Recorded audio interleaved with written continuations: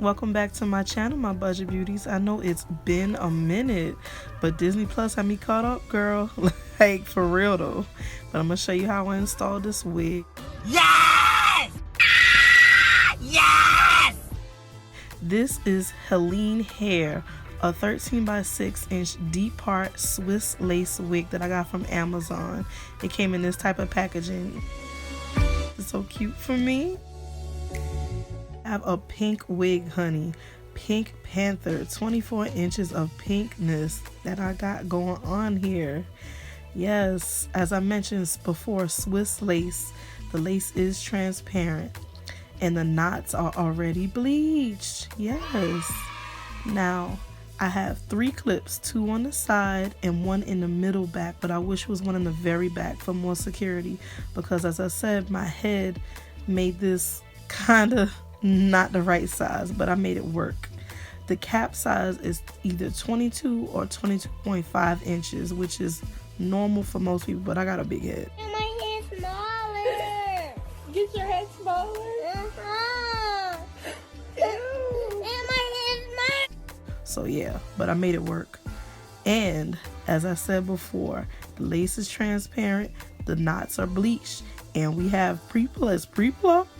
And we got baby hairs going on for $40. They did an excellent job. I'm not mad. Now, here you see me using Touchdown Edge Tamer. It works very, very well. I just started using it. And now I'm using my Got To Be Glue spray to lay down my wig cap. Make sure when you do it one time, then let it dry with the blow dry, and then hit it up twice so it could be really, really secure.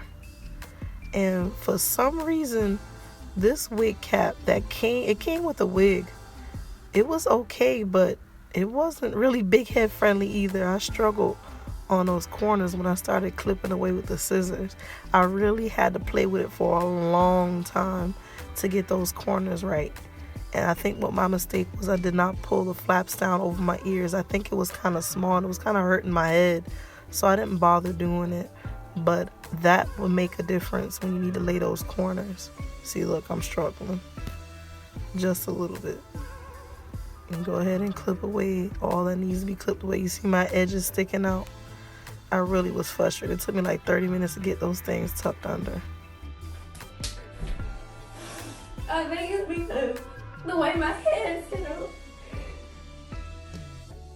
Now I'm hitting up with that Got To Be Glued, the Ultra Glued, the Invincible Gel, so I could just lay it down. And here I'm going with these corners, praying that this will hold. I had to go over it so many times. I was so frustrated.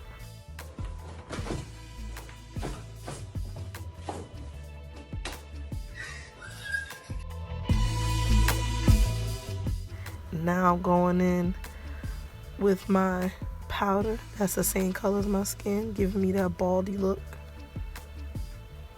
Here I am brushing some of that powder on the inside of the wig where the lace is at so it can match my scalp. I honestly like doing this part because that's when the wig kind of sort of comes to life for me and it looks just like your skin. So you make sure you hit that up a good bit. Get it on there. Don't make the wig too dusty though, because sometimes I do it kind of rough and it comes through on the other side. But just get it on there good. Now we're gonna flip it on and put it into place.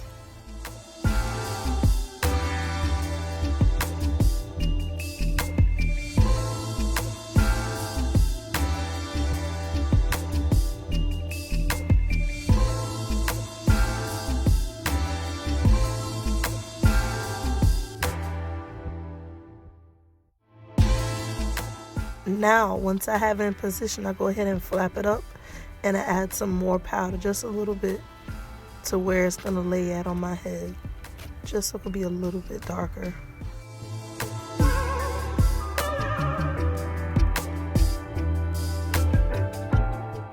And then I'm taking my rubbing alcohol, just run it across, clean it up. Now we're going to what Got To Be Glued, laying it down with that popsicle stick. It looks real messy right now, but we're gonna get it in a neat little line This part has got to be like surgery. You got to make sure you do this with precision, because I have not cut the lace yet, and I have to make sure it's right where I want it to be at when I go to lay it down. I'm clipping the hair back. I should have did that earlier, but I waited because I was so excited about the wig. Now I'm blowing it.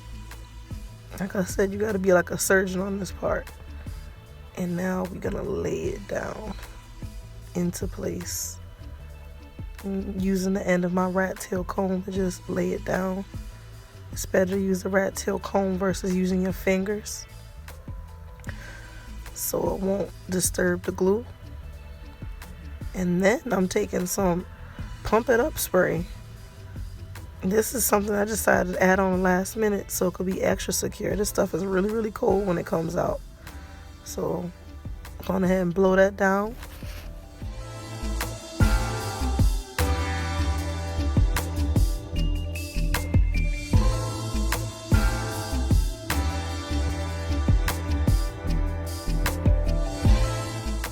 And once it's dry, you want to begin to cut away the extra lace.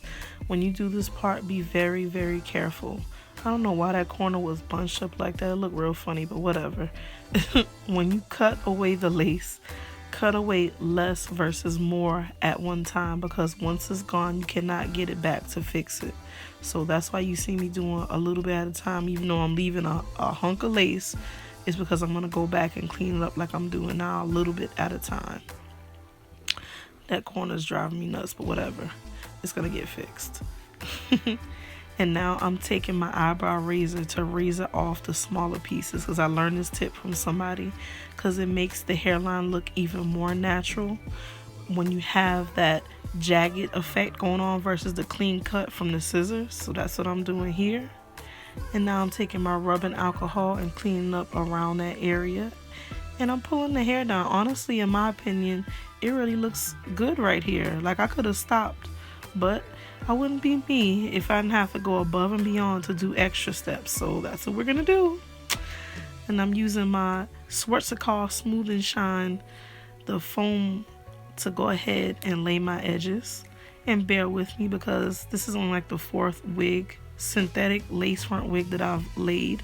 So that's what I'm learning how to do right now, to lay the edges and make it look more natural. So I'm trying. Get me some slack or give me some tips, but no hate.